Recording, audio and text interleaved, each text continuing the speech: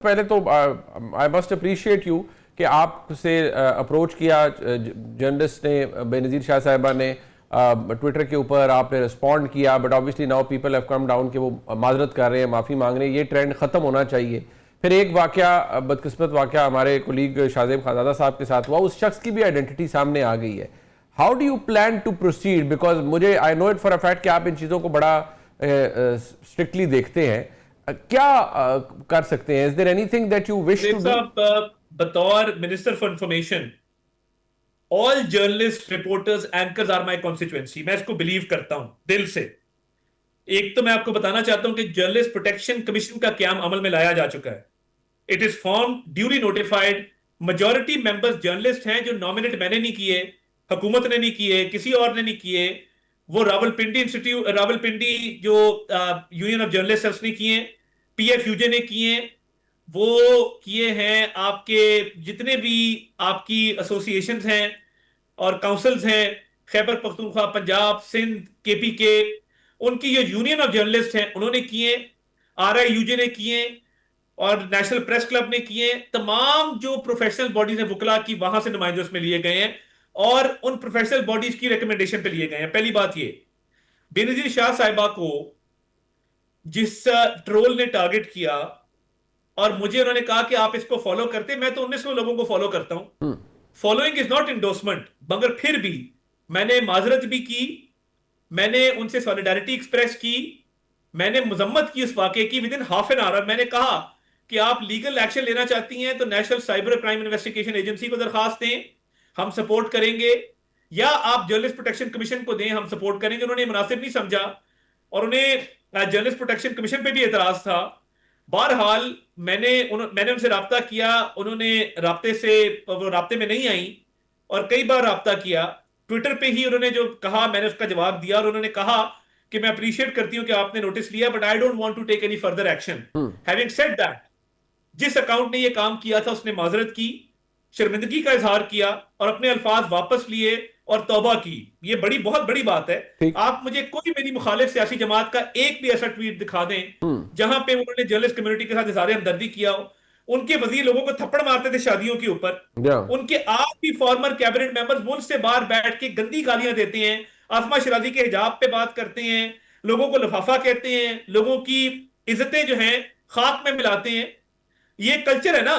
मैं बतौर वजीर इत्तलात आपको श्योर करता हूं, RIUJ का मामला हुआ, वो पुलिस ऑफिसर सस्पेंड हुआ, RPO साहब ने नेशनल प्रेस क्लब में आके माजरत की, हमने अपने साफी भाइयों को खुश किया। किसी को स्क्रैच आ जाए, मेरा अमला इस तरह भागता है जिस तरह वो मिनिस्टर इंफॉर्मेशन का सगा भाई हो। उस दिन KP हाउस के बाहर एक साफी का पैर इंजर हो गया, हम अस्पताल खुद लेके गए। उस दिन किसी का बाईपास था, मेरा अमला अस्पताल में पहले खड़ा था। देखिए, ये मैंने यहां पे एक माहौल पैदा किया है कि जर्नलिस्ट हमारे लिए काबिल एहतराम है और बेनजीर शाह साहिबा के साथ जो हुआ वो हमने मैटर ऑफ मंथ की इंजाम तक पहुंचाया है, माजरत आई है। ये कोई भी मुखालिफ में ये जरफ नहीं है कि ये काम करें। लास्टली, शाहजेब खानजादा को जिसने हरास किया, real estate agent from Ontario Canada, resident of Gujranwala, उसकी तमाम तर तफसीलात हमारे सामने। लोग उसके घर जाके एहतजाज करना चाहते हैं, मैंने भी रोका है, मैंने मना किया है कि हमारा ये वतीरा नहीं है। अगर ये रविश बंद होनी होगी कि आप फैमिली के साथ फिर रहे हैं, पीछे को आके बदतमीजी करे। अगर शाहजेब वहां पे एक थप्पड़ रसीद कर देता उसको, तो क्या बचता उसके पल्ले, या 4 गालियां आगे से दे देता। बिल्कुल। तो देखिए, ये प्रोवोकेशन है। लीगली भी आप ये नहीं कर सकते। आपने किसी को प्रोवोक किया है, थ्रेट किया है, he is bound to respond. Patience लोग शो करते हैं, मगर रेस्ट एश्योर्ड ये रियल एस्टेट एजेंट को बकायदा कैफरे किरदार तक पहुंचाया जाएगा ताकि आइंदा कोई हरकत ना करे। और हमारे लोग बड़े मुश्किल है, मैंने बड़ी मुश्किल रोका है उनको। वो कहते हैं कि जहां ये हुआ हम मुंह तोड़ जवाब देंगे। ये अच्छी रविश नहीं है इस मुल्क के अंदर। अफाम तफहीम से चलना है और पब्लिकली एक दूसरे की फैमिलीज का, एक दूसरे की रिस्पेक्ट। ताहिर साहब, अभी आपने खैबर पख्तूनख्वा के चीफ मिनिस्टर का जिक्र किया। आपने अभी उनका इंतखाब नहीं हुआ था तो आपने कहा क्रिमिनल माइंडेड शख्स को ला रहे हैं। आपने एक पूरा एक चार्जशीट पेश कर दी वफाकी हुकूमत ने कि ये भी मामला है, ये भी केसेस हैं, स्टफ लाइक दैट। बट अब जारी बात है, he is the elected chief minister और उनकी जमात ने उनको बड़ा ओवरवेलमिंग मेजॉरिटी के साथ चीफ मिनिस्टर मुंतखब किया है।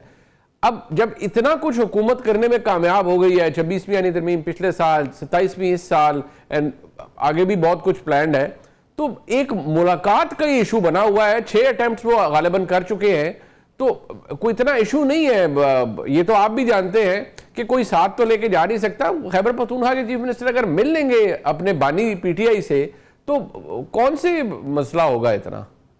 नहीं, मसला कोई नहीं, वजीर आजम को तो मिलने आके, जो उनकी कॉन्स्टिट्यूशनल ड्यूटी है, और अपने सूबे की बेहतरी के लिए आके बात करें।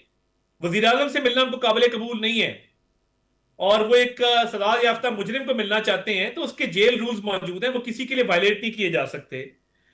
और वजीर आजम ने जब उन्हें कहा कि आके मिलें, इसलिए कहा कि वहां पे खैबर पख्तूनख्वा के इश्यूज डिस्कस हों, वहां पे हालात में बेहतरी लाई जाए, और एक कॉन्स्टिट्यूशनल रिक्वायरमेंट है वो पूरी हो। मगर वो इंटरेस्टेड नहीं है। कई बार ये ऑफर दोहराई जा चुकी, मगर वो जेल में जाना चाहते हैं, तो वो तो जेल मैनुअल है, जेल के रूल्स हैं, उसके मुताबिक होगा जो होगा। और इस पे उन्होंने एक पूरी सियासत की है। क्या ही बेहतर हो कि वो अपने सूबे के हालात के ऊपर तवज्जो दे, अवाम की जिंदगी बेहतर करें, पॉलिसीज अच्छी लेके आए, और लोगों की जिंदगी आसान बनाए। उससे कोई सरोकार नहीं है, लीडर की अंधी तकलीद है, और उसके तहत ही मामला चल रहे हैं। इसके अलावा उनको और कोई काम नहीं है, दिन रात उनके इसी काम में।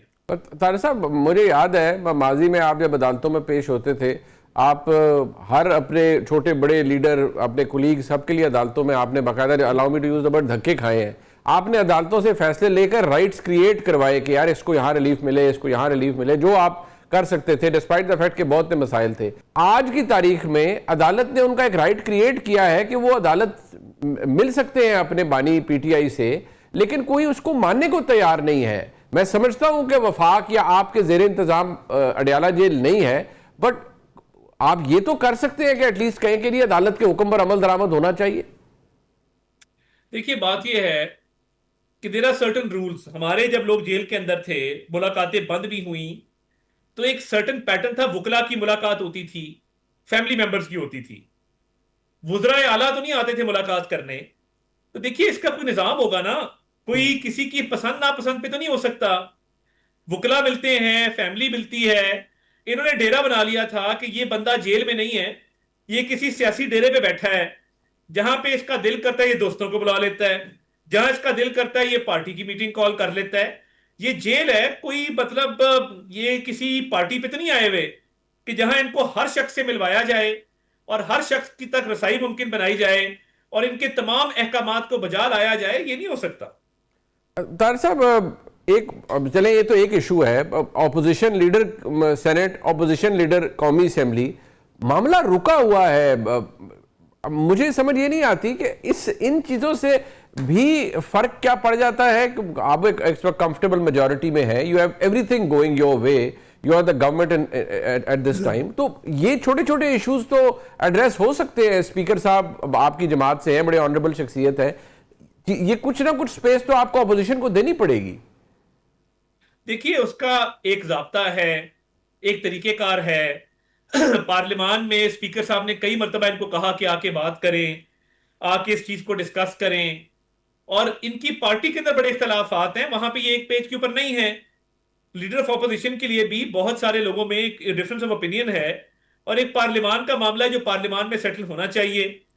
तो उस पे मैं समझता हूं कि अगला सेशन जब आता है तो let's see how things turn out. फिलहाल ये मामला स्टॉल हुआ है, और स्पीकर साहब की तो कोशिश थी कि किसी तरीके से इस पे एक कोई इत्तेहाद पैदा करके इसको आगे लेकर जाया जाए। मगर देखते हैं how things turn out in the next session. Obviously next session के अंदर तो जारी बात है, बहुत सारी चीज़ें हम एक्सपेक्ट कर सकते हैं। तारिक साहब, एक बात जो अब बहुत से लोग उसके ऊपर ओपिनियन भी है, I mean as senior as people like Suhail Badayat साहब, जारी बात है उनका एक कॉलम है, हमारे लिए मोहतरम है, आपके हमारे हम सब के मोहतरम है। एक बात उन्होंने बड़ी बड़ी वैलिड पॉइंट आउट की कि जो ये तमाम निज़ाम है, इसके अंदर जो सियासी स्पेस है वो कम होती जा रही है सियासतदानों के लिए, सियासी हुकूमतों के लिए, सिविलियन हुकूमतों के लिए, with every passing day. Do you agree to that? नहीं, आई डोंट एग्री। मैं समझता हूं कि ये सियासतदानों के अपने तर्ज अमल पर डिपेंड करता है कि वो कितनी स्पेस लेते, कितनी नहीं लेते। और अगर सियासतदान कोर कमांडर हाउस को जाके तोड़ दें और हमला कर दें, और कैप्टन कर्नल शेर खान जैसे जर्री जवान के मुजस्मे को गिरा के उसको ठुड्डे मारना शुरू कर दें, तो व्हाट डू यू एक्सपेक्ट? क्या करें हम? इनको सर पे बिठाएं कि यार तुमने बहुत अच्छा काम किया है? वो शहीद जिसकी इंडिया तारीफ कर रहा है कि यार ये बड़ी बहादुरी से लड़ा है, आपने उसके मुजस्मे को ठुड्डे मारे, वेल डन, आपको जेल नहीं, आपको हम वजीर आला केपी बनाते हैं। और आपने कोर कमांडर हाउस को आग लगाया, कायद आजम के घर को जला दिया, वाह वाह वाह वाह, शाबाश, आप आ जाएं, आपके लिए जेल नहीं हो सकती। तो देखिए ना, ये तो हमने खुद तय करना है ना। अगर कल को कोई कत्ल कर दे और ये क्या मैं सियासतदान हूं, मुझे कुछ ना कहा जाए, मेरे लिए स्पेस पैदा करें, मैं कातिल हूं, मगर मेरे लिए स्पेस पैदा करें क्योंकि मैं सियासतदान हूं। तो ये सियासतदानों को भी तय करना है ना इस मुल्क के अंदर, कि इस मुल्क के अंदर डूज एंड डोंट्स क्या हैं। कोई अगवा बराए तवान करे और सियासत के लिबादे के पीछे छुपे, कोई कत्ल करे, कोई रेप करे, कोई जलाओ घेराव करे, बिल्डिंग्स को जला दे, लोगों को कत्ल कर दे, और उसके बाद क्या है कि जी नहीं, सियासी स्पेस पैदा करे। तो ये some things have to be settled, कि रेड लाइन क्या है, डूज एंड डोंट्स क्या हैं, और इस मुल्क के अंदर कानून क्या है। ये नहीं हो सकता कि आप ला कानूनियत करें और कानून का सहारा लें और सियासत के पीछे छुपें। It can not be allowed.